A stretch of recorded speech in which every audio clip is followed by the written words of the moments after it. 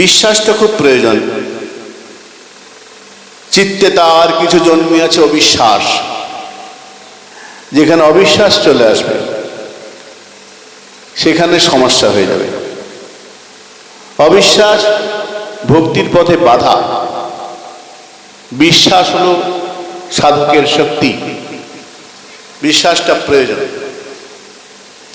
কোথায় কোথায় বিশ্বাস করবে? গুরু বেদান্ত বাক্যে সুবিশ্বাস ও শ্রদ্ধা। গুরু বাক্যে, শাস্ত্র বাক্যে, মহতের বাক্যে যার বিশ্বাস তারই শ্রদ্ধা হবে। যদি গুরু বাক্যের প্রতি অবিশ্বাস হয়, যদি মহতের বাক্যের প্রতি অবিশ্বাস হয়, যদি শাস্ত্র বাক্যের উপরে সংশয় জাগে, তাহলে তার ভজনে বিঘ্ন এসে যাবে।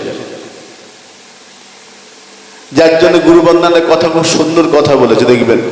বললেন যে গুরুর বিক্রিয়া যদি দেখো কখনো, তথাপি অবজ্ঞা নাহি কর কদাচন। অর্থাৎ গুরুদেবের কোনো আচরণ, বিক্রিয়া, গুরুর বিক্রিয়া, এমন যে ক্রিয়াটা ঠিক ক্রিয়া বলে মনে হচ্ছে না, গুরুর বিক্রিয়া যদি দেখো কখনো, তথাপি অবজ্ঞা নাহি কর কদাচন। গুরু বন্দনার মধ্যে বলা আছে যেটা ক্রিয়া করা উচিত দেখে বিশ্বাস হলো। এমন একটা আচরণ করলেন গুরুদেব বা কোনো সাধু, যেটা আমার মনে সংশয় এসে দিল, দেখা দিল, সেক্ষেত্রে কি হবে? একটা দৃষ্টান্ত দিচ্ছেন। একবার এক গুরুদেব সন্ন্যাসী সাধু, তার সঙ্গে তার শিষ্য কোথাও যাচ্ছেন।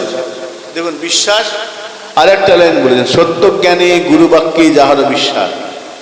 গুরু বাক্যকে সত্যি বলে মনে করতে হবে। একবার এক সাধু আর সন্ন্যাসী দুজন, গুরুদেব এবং তার শিষ্য রাস্তা দিয়ে যাচ্ছেন। সন্ধ্যা হয়ে গেছে। শিষ্য বলে, গুরুদেব সন্ধ্যা হয়েছে, কোথাও একটা যেতে হবে, চল সামনে একটা বাড়ি দেখছি।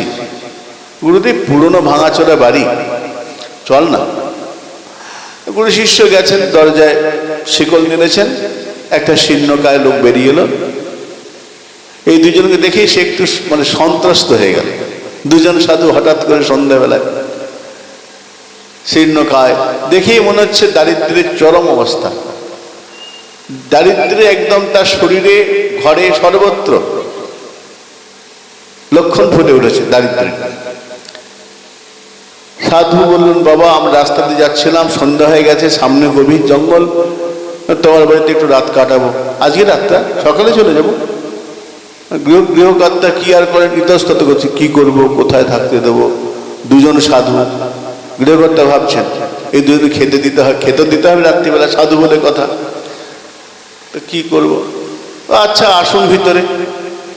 ঘরে নিয়ে গেল, থাকতে দিয়েছে।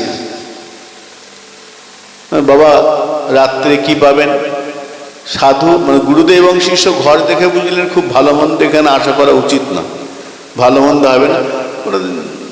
একটু দুধ দিলে আমরা দুজন খেয়ে রাতে শুয়ে পড়বো। হ্যাঁ, দুধ দিতে পারবো, আমার ঘরে দুধ আছে, অসুবিধা নেই। তা দুধ দিয়ে গরম করে, হ্যাঁ দুধ দাও। দুধ খেয়ে সাধু, গুরুদেব, শিষ্য শুয়ে বসেছেন, গল্প করছেন। গৃহকর্তাকে বলেন, তোমার চলে কি করে? বাবা, আর কি বলবো, আমার কি আর বলবো, আমার দুটো গরু আছে, ওই গরুর উপর নির্ভর। গরুকে সামনে ফাঁকা মাঠটা দেখছেন, আর আমাদেরই মাঠ, ওখানে ঘাস হয়, ঘাস খায়, চড়াই, এই দুধ হয়, ওই দুধ বিক্রি করে যা চলে আমাদের চলে, কোনো রকমের দিন আনে দিন খাই। দেখতে পাচ্ছেন ঘরের অবস্থা। হ্যাঁ, খুবই অবস্থা। তো তোমার সামনে জায়গাটা ফাঁকা পড়ে আছে কেন? কি আর করব, আমি চাষবাস করব সেরকম মানসিকতা, শরীরে জোরও নেই। এই কথা সে কথা বলতে বুঝলি, আচ্ছা বুঝলাম তোমার, তাহলে তুমি গরুর উপর নির্ভরশীল? হ্যাঁ বাবা, আমার দুটো গরু আছে। তো আচ্ছা ঠিক আছে, না ভুল বল, একটা গরু ছিল, একটাই গরু আছে। আচ্ছা ঠিক আছে। গুরুদেব শিষ্য শুয়ে পড়েছেন, সকাল ভোর হয়েছে। অন্যদিন গুরুদেব 4টে উঠেন, সেদিন 3টে উঠে পড়েছেন। উঠে বলেন, এই শোন শোন, বেরোবো। ও 4টে বাজেনি তো, আর গৃহকর্তা জাগেনি। না না, গৃহকর্তাকে জাগাতে হবে না, চ 3টের মধ্যে বেরিয়ে যাই। গৃহকর্তাকে বলবেন না, না না থাক, ছেড়ে দেন। গুরুদেব ঘর থেকে বেরোবেন, শিষ্য বেরিয়েছে। ওই সময় কাজ করতো, ওই গোয়ালে গরুটা বাঁধা আছে না, ওটা নিয়ে নেয়। কি বলছেন? যে আমাদের থাকতে দিল, দুধ খেতে দিল, তার ঘরের গোয়ালের গরুটাকে নিয়ে নেবো? হ্যাঁ নিয়ে চল বাবা, আমরা তো ঘুরে বেড়াচ্ছি, কোথায় রাখবো? আরে চল, কথা বলিস না, চল নে, আমি বলছি গরুটাকে নিয়ে নে। বাবা এটা কি ঠিক হচ্ছে? আমি বলছি সেটা করবি, কোনো বিচার কর, চল। গুরুদেব বলেছে, ও একবার মিনন করে বলেছিল, বাবা এটা কি ঠিক হচ্ছে? আরে আমি বলছি শোন, নিয়ে চল। গুরুদেব বলেছে, এ মন থেকে রাজি হচ্ছে না, মন সায় দিচ্ছে না, এটা ঠিক হচ্ছে না। গুরুদেব কি ঠিক করছেন? এটা কি নিয়ে, আমার তো মন বলছে ঠিক নয়। গৃহস্থ বাড়ি গেলাম, থাকতে দিল, খেতে দিল, তাকে না বলে নেওয়াটা, তার গুরু অবলম্বন মাত্র একমাত্র গুরু, আর কিচ্ছু অবলম্বন নয় লোকটার, এটা মনে হয় ঠিক নয়, ধর্ম নয়। কিন্তু গুরুদেব বলেছে, এই চল চল, দেরি করিস না। গুরুদেব বলেছে, গরু নিয়ে চলতে, কিছু দূর গেছে, জঙ্গল, একটু ভোর হয়ে এসেছে। গুরুদেব বললেন ছেড়ে দে, প্রায় 2 কিলোমিটার চলে গেছে, ছেড়ে দে। ছেড়ে দেবো? হ্যাঁ ছেড়ে দে। তো যদি গুরুটাকে ছেড়ে দেবেন, নিলেন কেন? বললো তুই এসব বুঝবি না, আমার ইচ্ছে হয়েছে, নিয়েছে। তো গুরুদেব বলেছে, ছেড়ে দিয়েছে, চলে গেল।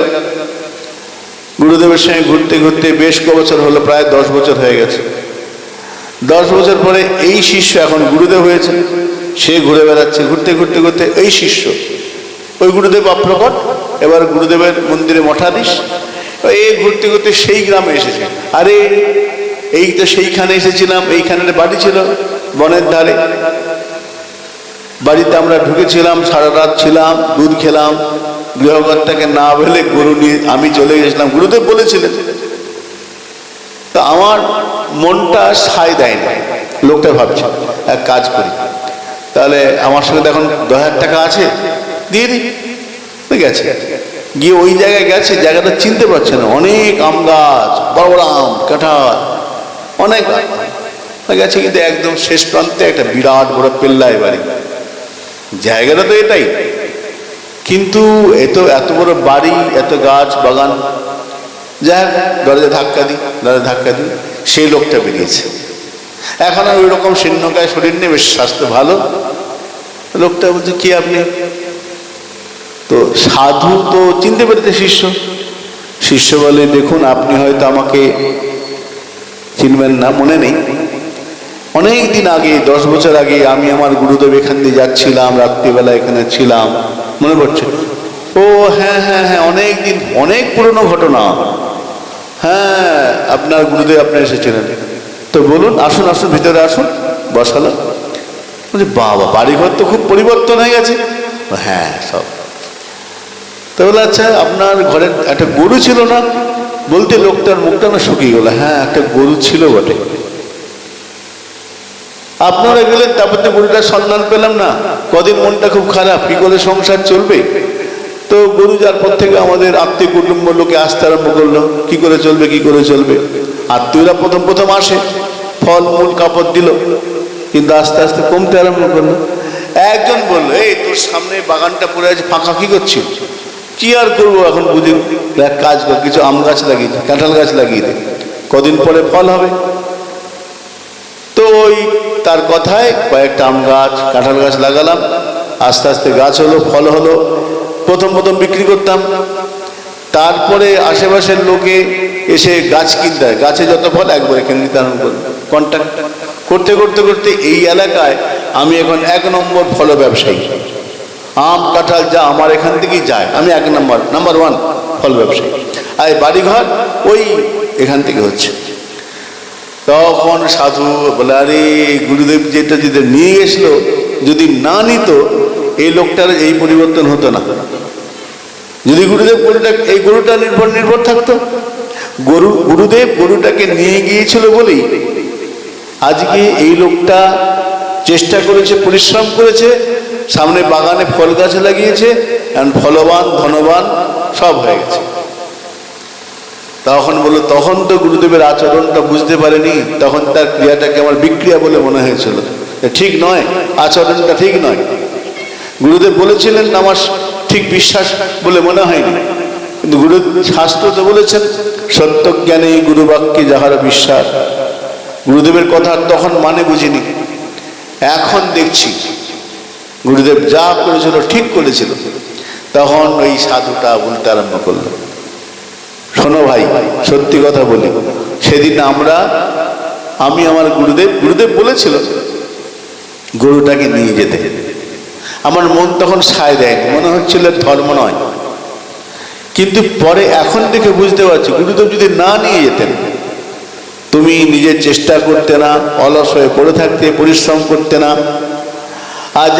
আজ তুমি অসহায় হয়ে যখন তোমার গুরু অবলম্বন চলে গেল, তখন তুমি ঝাঁপিয়ে পড়েছো, তার ফল তুমি পেয়েছ। ওই মুহূর্তে গুরুদেবের আচরণটা বুঝতে পারেনি, আজ বুঝতে পারছি। আজ তার কথায় আমার শ্রদ্ধা আরো অনেক বেড়ে গেল। তো শাস্ত্র বলছেন না, বিশ্বাস এবং অবিশ্বাস, গুরু বাক্যে, মহৎ বাক্যে, শাস্ত্র বাক্যে এই যে বিশ্বাস রক্ষা করা, এটার নাম শ্রদ্ধা।